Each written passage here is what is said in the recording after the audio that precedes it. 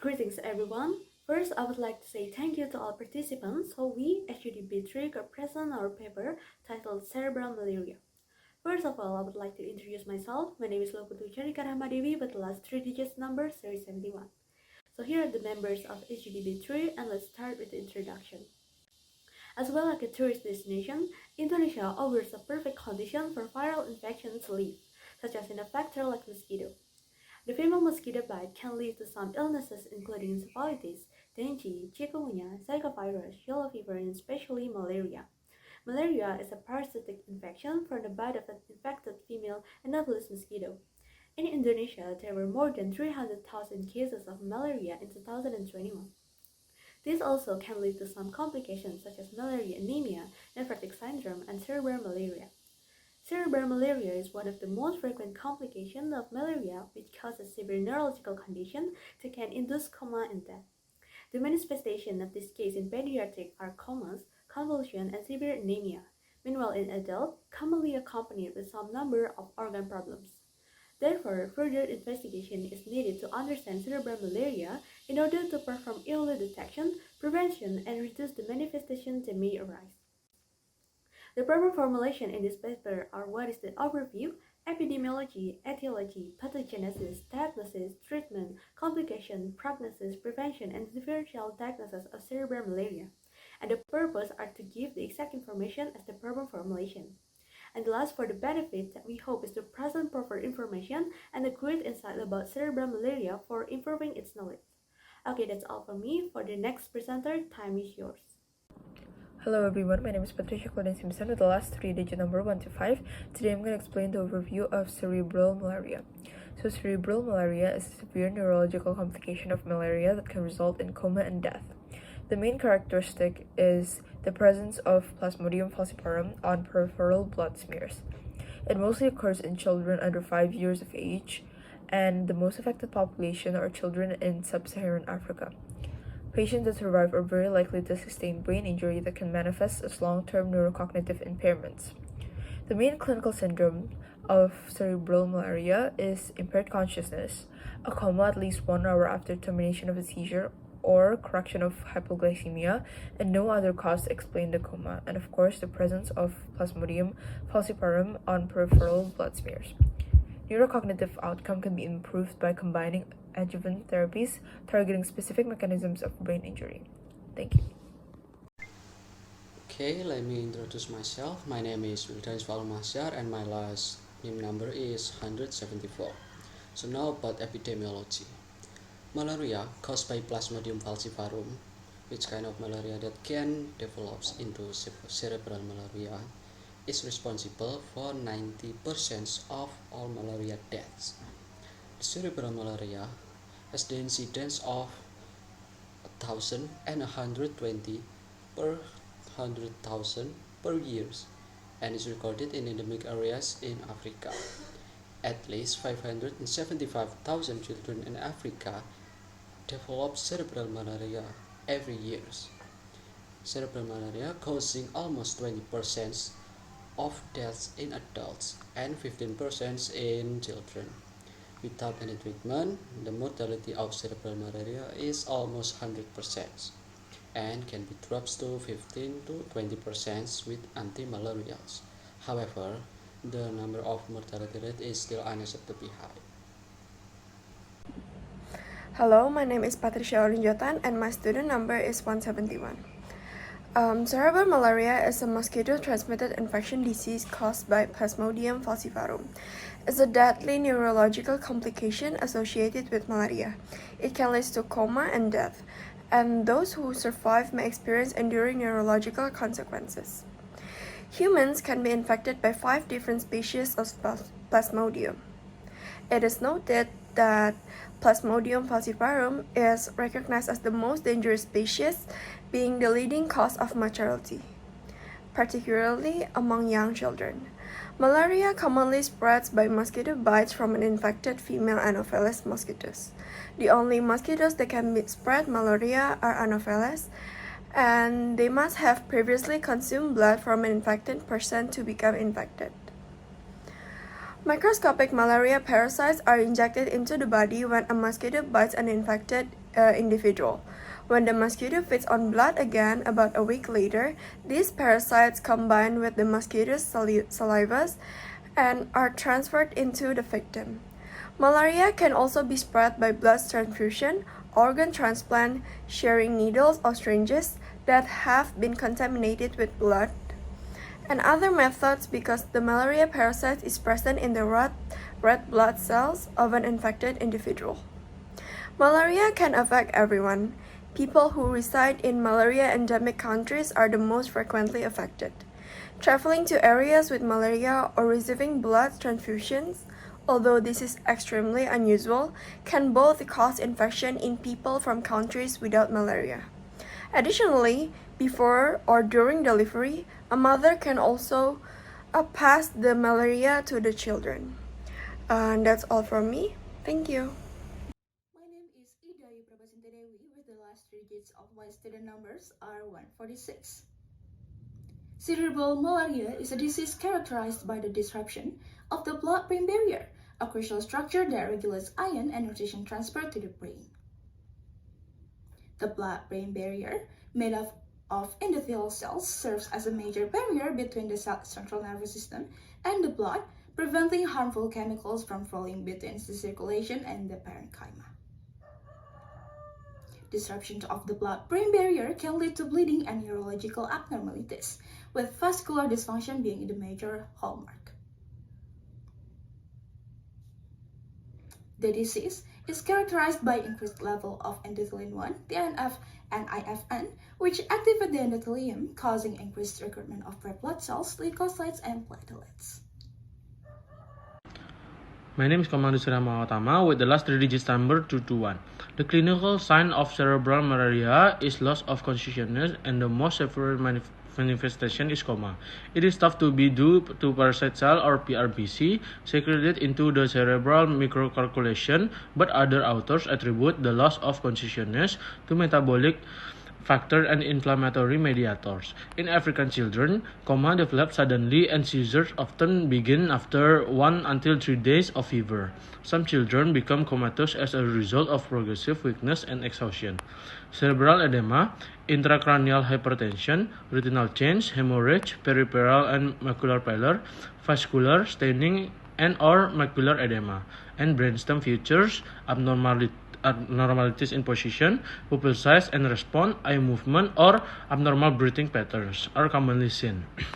Other systemic complications such as anemia, metabolic acidosis, electrolyte imbalance, and hyperparesia or hypoglycemia and shock are common. In deeply comatose patients with severe metabolic acidosis, shock, hypoglycemia, and current seizures, the prognosis is dire. Thank you. Allow me to introduce myself. My name is Yohanes with the last three-digit number 089. A funduscopy is a physical examination that can assist in diagnosing cerebral malaria. Examining the eye fundus aids in the elimination of malignant retinopathy possibilities that are not caused by severe cases of malaria. The presence of retinal hemorrhage can be particularly helpful in diagnosing malaria due to their specific association with the disease. Funduscopy can be an examination tools to diagnose patients affected by CM because retinopathy caused by malaria has a different retinal characteristic. Furthermore, funduscopy is often used in challenging environments to diagnose CM. As a laboratory examination, peripheral blood smear can be done to check whether there are signs of a sexual stage of P. falciparum on the blood smear. The examination was carried out by testing thick and thin blood smears on slide using GM sustain at a magnification of 1,000 times. Some patients may not show any sign of asexual form of P. falciparum in blood smears caused by previous use of antimalarial drugs or infected blood sequestered in circulation in the brain. Therefore, it is necessary to carry out blood smears examination at least 3 times with a time difference of 6 hours. CM can only be said to be negative if all 3 tests are negative. PCR and antigen checking, namely rapid diagnostic tests, can also be carried out to diagnose. A cerebrospinal fluid examination also needs to be done to sort out other causes of encephalopathy. In general, cerebrospinal fluid appears normal in patients with CM. However, a slight pleocytosis was found, namely 10 to 50 cells per millimeter cubic, and an increase in protein level of 200 milligrams per deciliter. Hello, my name is Yanti Graciella with my last 3-digit name number is 162. I will explain the next part. Differential diagnosis. The differential diagnosis elected by the symptom of fever are very broad. Diagnosis also cannot be done instantly. This is because fever that occur in different areas, even though they seem to have the same symptom, can produce the different result. In 2017, data show that around 77% had malaria, 18% had enteric fever caused by bacteria, and 5% had other unspecific infection. Fever patients show feelings of decreased consciousness and seizure. In addition, differential diagnosis caused by viruses that can be taken into consideration are influenza infection, coronavirus, dengue fever, yellow fever, Japanese encephalitis, and hepatitis A or B. For diagnosis, bacterial causes are anthrax, murine typhus, rickettsiosis, Q fever, and also Yersinia pestis. Due to the large burden of diagnosis, doctor must have the sufficient experience to make diagnosis. Misdiagnosis will hinder proper treatment. Let me introduce myself. My name is Bagus Tresna Indra Putra Pramana with the last 3-digit number 104. And now I will talk about the treatments for cerebral malaria. If cerebral malaria is not properly treated, it may result in neurological symptoms, a coma, and even a death. And it is imperative to start treatment for cerebral malaria as soon as possible and has to be admitted right away to intensive care unit or ICU. The anti-malarial treatment of choice at the moment is artesunate and has to be given for 24 hours in intravenous dose, and should be given to patients with severe and cerebral malaria. There isn't a medication that is brain-specific besides intravenous artesunate. The sole option for treating organ symptoms and cerebral complications of Plasmodium falciparum malaria is symptomatic treatment. Respiratory assistance and artificial ventilations are essential despite being scarce, and with patients with seizures can be managed with benzodiazepines to reduce the risk of secondary neurological damage. And since cerebral malaria is a multi-process illness, focusing on a single signaling route might not be enough to lower mortality or improve neurological symptoms in cerebral malaria patients. And as a result, adjuvant therapy focusing on a variety of cerebral malaria physiological systems is required to enhance clinical results, lengthen survival, and lessen brain impairment in survivors. Okay, hello doctor. Let me introduce myself. My name is Michael Jonathan Raya with the last digit name number 182. And now I'm going to explain about the complications and prognosis of cerebral malaria. So cerebral malaria itself is a severe form of malaria. Well, there are further complications that could be manifested by this condition. One of the most common complications caused by cerebral malaria is neurological dysfunction. It is a part of multisystem dysfunction. While Plasmodium falciparum, one of the 4 species of human malaria parasites, is the primary cause of all deaths and neurological complications. Clinical manifestation of neurologic dysfunction could also be seen in children is seizure. In addition, it also may be the cause of passive resistance to neck flexion. Besides neurologic dysfunction, cerebral malaria also could cause convulsions, hypoglycemia, and hyperpyrexia. People survived from cerebral malaria have increased risk of having neurological and cognitive deficits. Cerebral malaria causes multiple organ diseases. Besides, prognosis is worsened if patient suffers from systemic complications such as anemia, metabolic acidosis, electrolyte imbalance, hyperpyrexia, hypoglycemia, and shock. These complications should be treated soon for good prognosis result. Biomarker examination believed to be useful also in detecting malarial emergency. And coma acidosis malaria score is also found useful to improve prognosis. In conclusion, the prognosis of cerebral malaria often depends on the management of other complications. And that's all from me. Thank you. Okay, everyone, my name is Putu Nirajanari, and the last three digits of my student numbers are 049. I'm here to explain the prevention of cerebral malaria. So, in general, the prevention of cerebral malaria is no different from the other malaria disease. The first one that we can do is vector control. So, there are various intervention methods that can be done to control malaria's vector. Two of the most important are ITNS, or insecticide-treated nets, and IRS, or indoor residual spraying. The next one, we have chemoprophylaxis. Before traveling to malaria endemics area, important to consult to a doctor for tourists before to determine the appropriate chemoprophylaxis drug to reduce the risk of contracting disease and transmitting parasites. And then we have chemotherapy preventive. The use of drugs such as antimalarials in combination or maybe personally to prevent infection and consequence of malaria is important to the population in endemic area. And then the last one, we have vaccination. In 2015, RTS vaccine, which is a first generation of malaria vaccine, was introduced to inhibit bacteria in infecting the liver or in the stage of pre-erythrocyte, which is the origin of the disease that occur. So that's all the prevention that we can do. The next slide will be presented by my friend. Thank you. Thanks for the opportunity. First, I'm going to introduce myself. My name is Sienny Kuswardi with the last three-digit number. The number is 004. Now for the conclusion.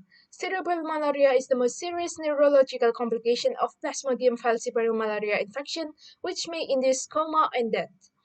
The primary clinical symptoms of cerebral malaria include altered mental status, coma, and the presence of asexual Plasmodium falciparum parasites on peripheral blood smears.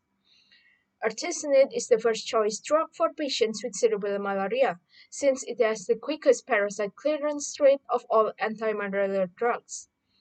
Since cerebral malaria is a neurologic emergency needing immediate treatment, we suggest further research and development on rapid diagnosis tools and biomarkers of cerebral malaria so the treatment can be more effective and efficient, thus improving people's quality of life.